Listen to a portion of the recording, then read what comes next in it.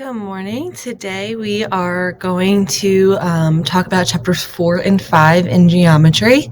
So today we are starting off with day 5. We're going to be reviewing the types of triangles, your angle sum theorem, your exterior angle theorem. We're going to talk about angle side relationships, and then we're going to bring it back to linear equations. We're going to talk about parallel and perpendicular lines. So most of this should be review. The angle side relationship stuff is possibly a review, possibly new for you. And remember that you can follow along with the PDF notes version I have in your packet for you. And I am going to sneeze at some point during this presentation. I can feel it coming on. Let's get started. So we had talked about, what kind of triangle is this? And technically, without any markings, we have to assume that it's scalene, that it has 3 different sides, lengths, and just from the looks of it, we can use our better judgment to know, to decide if it is going to be acute or obtuse. And since all 3 of these angles, it looks like it's going to be acute. Now, technically, we couldn't know for sure without those markings unless we took a protractor and a ruler. And I just pulled them out as if you could see it. Yes, you can. So without our protractor tool and our ruler tool to be able to measure those angles and sides. But this is a scalene triangle because if we were to take that ruler and measure them all 3 would be different. And then none of the angles are the same.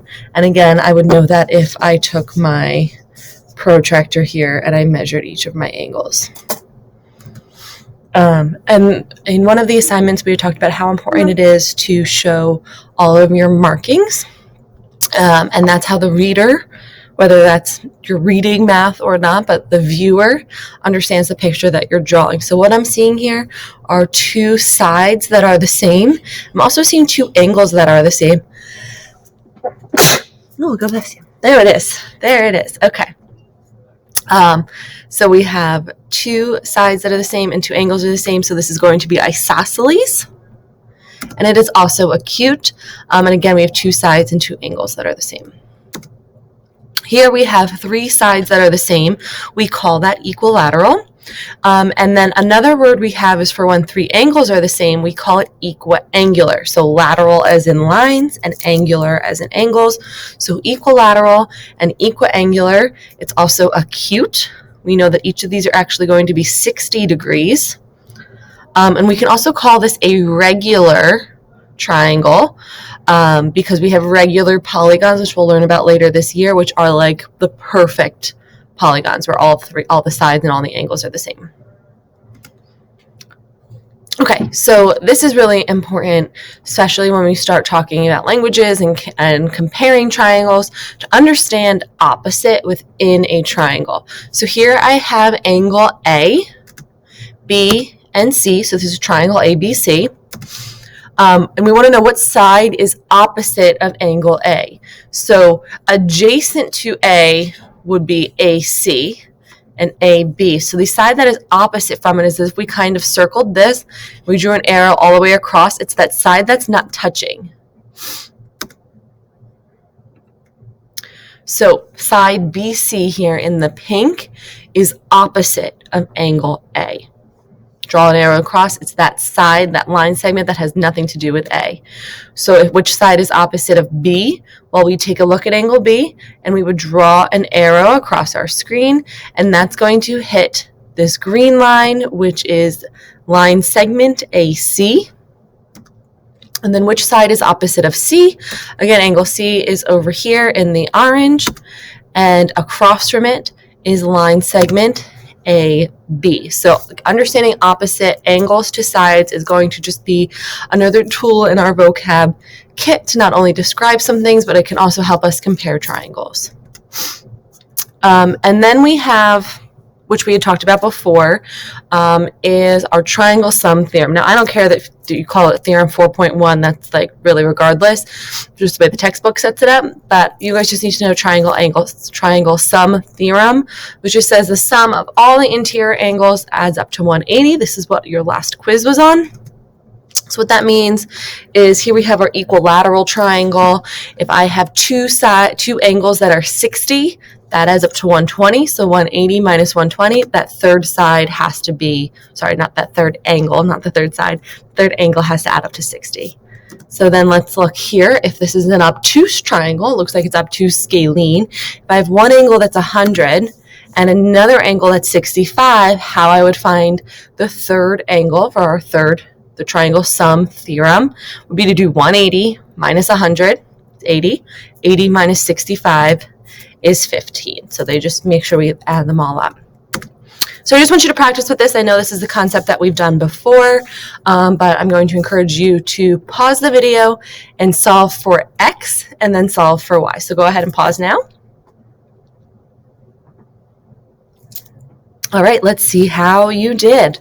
So the first thing we want to do, if we're going to find y, in order to find y, this is our exterior angle, we would need to add this angle and this angle up, or we would need to look at supplementaries here. So in either case, we need to find x first. So using our angle sum theorem, we know that all three of these are going to add up to 180.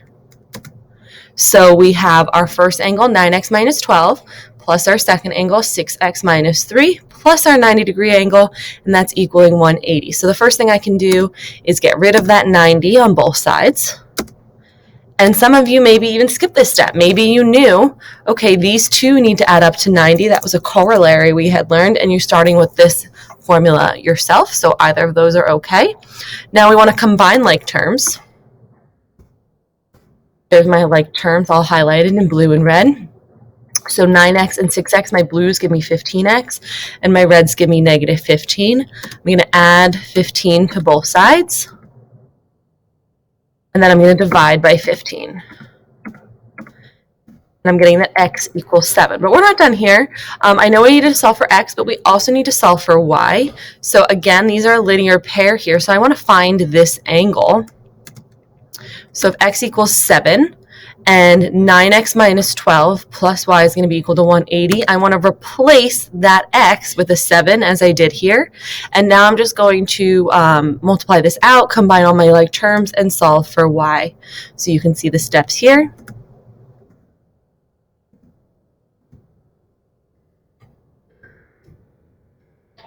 And we get y equals 129. So again, geometry we had talked about always, the questions may all look slightly different every time, and you may not have gotten one like this. Maybe we didn't do one where there was x's and y's, but we certainly did ones where we had to find x, and we certainly did ones where then we had to find y. So you just need to start seeing patterns and looking for familiar items within each of our problems. All right, here is another one. And we need to remember the exterior angle theorem. We could have just used it in the previous problem, but we decided to use the linear pair instead. And that's just saying that the measure of the exterior angle of a triangle is, so here we have x, and we have 32 degrees. We have 88 degrees, and we have 60 degrees. So we have the inside of our triangle, and we have our one exterior angle here. So we're going to take that 88 and that 60. Those are our non-adjacent interior angles. I believe I changed it on your paper just to show you the difference to be called, instead of non-adjacent, we use the word remote. Remember we talked about going to a remote island somewhere.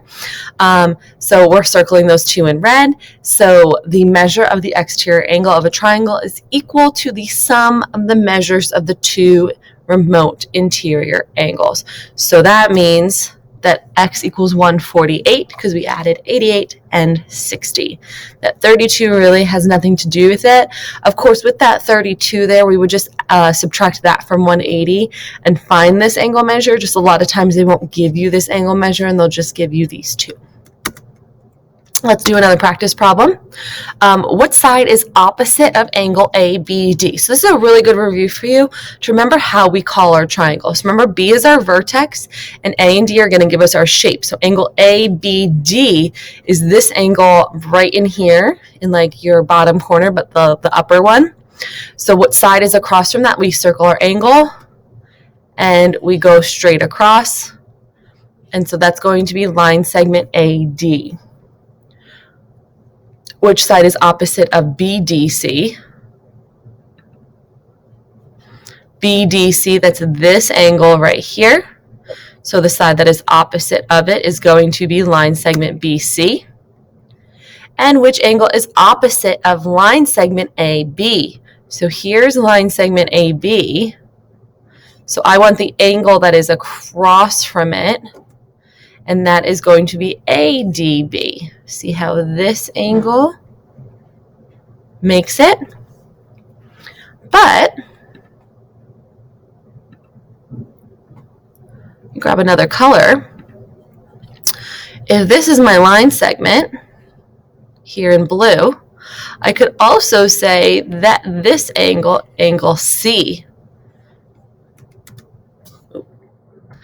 angle C is also an angle opposite from that, because you can see angle C is created here. So we have CB and AC for that triangle. So there's actually two answers for that one. All right, so I have a practice problem for you here. This one wants you to find the missing angle measure. So just as before, go ahead, pause the video, and then I'll work you through that. All right, let's go over this. So the trick to this one is that it is an isosceles triangle. You can see that right here from these two congruent angles, which means that the sides right here are also congruent. So that's how you can see that it's isosceles, but these two are congruent. So if you're stuck on this, you know this is X. Whenever we don't know something, we can call it our unknown, which is just X. So then this must also be X. So we can set up the formula 180 minus 51 equals 2x, or 180 equals 2x plus 51, however you wanted to do that. So between the two of these, they have to add up to 129. So divide that by 2, and we're going to get that x is 64.5 degrees. All right, how about this one? Another isosceles. I'll give you a hint. The trick to this one is that these angles must be congruent. Go ahead and give that a try. Oh, that was hot.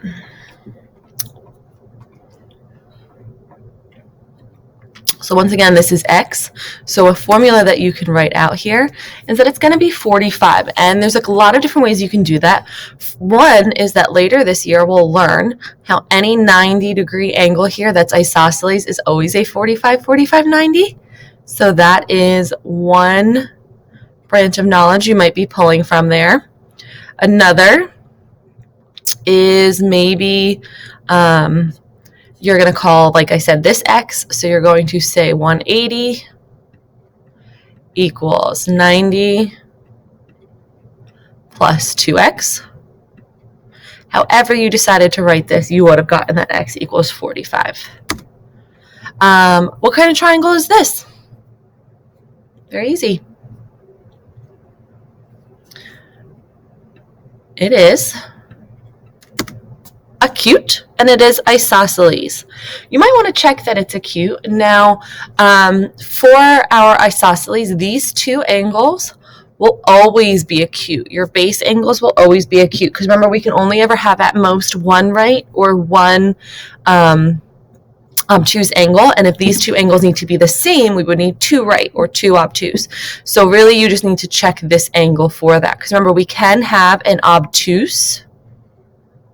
Maybe this one's 30 and this one's 30 for an isosceles, because then that would 60, and then like this one would be then 120 degrees. So it is possible to have an obtuse isosceles, but it has to do with your vertex angle, not your two base angles. What kind of triangle is this? So this one we are calling it by its sides. We have 9, 11, and 7. So it's going to be scalene. And then because of this one right angle, it's also right. So that would be a right scalene triangle.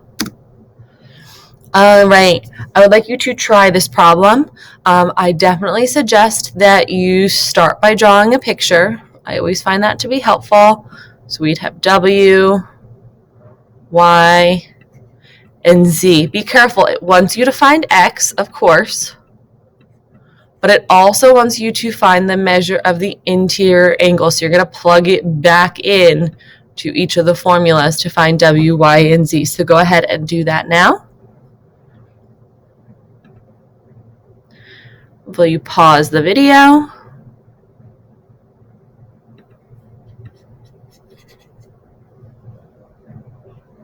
Welcome back. All right. So here is our equation. I was afraid it was going to pop up there. We get x plus 25 plus 4x plus 11 plus 3x plus 8. All three of the angles have to add up to 180. Now make sure that when you're doing this and you set equations equal to 180, that it's your angles and not your sides. A couple people on a couple quizzes ago on one of the worksheets had set the sides equal to 180. Sides aren't really going to be set equal to 180 unless you know something about the perimeter. So just focus on the angles. And then we're going to combine like terms. So you see here in blue, we have altogether 8x. And then we have our 25, 11, and 8. So we can combine those like terms to be 8x plus 44. Now we're going to subtract our 44 and divide by 8x, by 8. We get x equals 17. Wonderful. X equals 17, but we're not done. Especially in geometry, we need to make sure that we're reading the directions. Remember up here in green, they wanted us to find the measure of each angle. So I'm going to plug 17 back into W here, and I get that W equals 42. Plug it back into Y, and I get Y equals 79. Plug it back into Z, and I get Z equals 59. I'm then going to suggest that you take 42, 79, and 59, add them all up, and make sure that they equal 180 as a little check for yourself. And that's how we know our answer is correct. So 3 angles in any triangle should add up to 180. So that 42, the 79, and the 59 add to 180, just like I mentioned. Here's one more. So go ahead, pause, and we'll run through this together. It's almost an identical problem. All right, let's see how you did. So again, we're going to take our A, B, and C measures and set them equal to 180. Then we are going to look at all of our x values and all of our constants, and we are going to combine those like terms. I'm going to add 20 to both sides. It's going to give me 200 equals 40x. So I can divide both sides by 40, and I get that x equals 5. Now that's not what they want for the answer here. They want to make sure we find the measure of each interior angle. So now I'm going to plug this 5 into my x for my A, B, and C angles. So I get angle A equals 47, angle B equals 43 degrees, and C is equal to 90 degrees. 47, 43, 90. And again, we can check those by adding them all up to 180. So 47 plus 43 degrees plus 90 degrees is equal to 180 degrees. Last one. Go ahead, pause the video, run through it, and then I will quickly give you the answer to that one.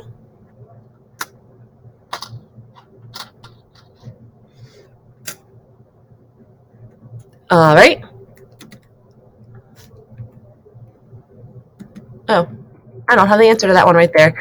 So did we do this one already? X, 3x, and 4x?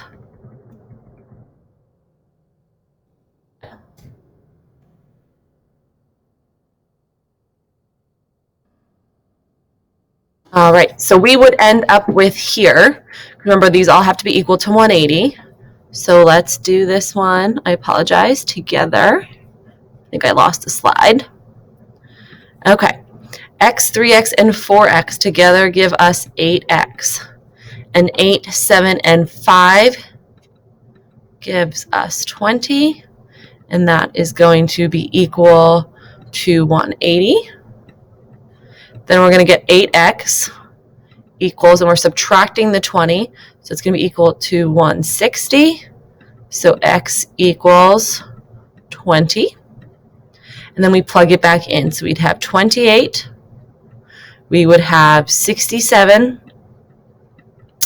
And we have 480, 85. And then we're going to add all those together to make sure that we get 180 degrees. 8 and 7 give me a 5. This gives me a 5, so we're even. This would be a 3, 4, 10, 8. We're good at 18 there. All right, and then the last thing I wanted to touch upon today is these review. So are the lines given by the following equations perpendicular, parallel, or neither? This does not go away. This is a very important algebraic concept. So here we have two equations in slope-intercept form. So we should know, well, here's our slope for one, and negative 1/7 is our slope for the other. And those are going to be perpendicular because they are opposite and they're reciprocal, meaning positive and negative, 7 and 1/7. So in this one, these are going to be perpendicular, parallel, or neither. And again, we look for our slopes. We have 2 and a slope of 2. So these are parallel because we have the same slope. Same exact slope is parallel. Now this one, I have 4/5 and 5/4, so they are reciprocal. So now I want to look for opposite, and these are not opposite because they're both positive. So these are just neither. They're just intersecting lines. They're not going to be parallel. They're not perfectly perpendicular. They're going to hit each other just at a different angle. Now, they weren't all straightforward. I know you all know how to do it when they look like that, but one of the other skills that we had practiced together in kind of a review day similar to today is solving equations for y, because right now we cannot look at this and say, oh, 2 and 2, how perfect, right? We can't do that because we need to make sure that these are in slope-intercept form because 2 is not the slope. So let's check this out. I'm going to rewrite that instead as 3/2 y plus 9. How I did that is I solved for x, and then I'm going to do the same down here. I'm solving for x again, and notice here how we have 3/2 and negative 2/3, so they are going to be perpendicular. So even though they looked parallel here, doesn't mean that they were. All right, so that's all we have for today. You guys have a bunch of different kind of practice problems. You're going to play around with perpendicular slopes and parallel slopes. You're going to talk about opposite angles and line segments on a triangle. You're going to use your angle sum rule. You're going to use your exterior angle theorem, and you're just going to work through these as the rest of your classwork, and then whatever doesn't finish in class today is intended to be your homework, so you will not get a chance to finish them in class today, but it should be, if you're working diligently, a very manageable amount of homework for tonight. All right, if you have any questions, I am here to help you.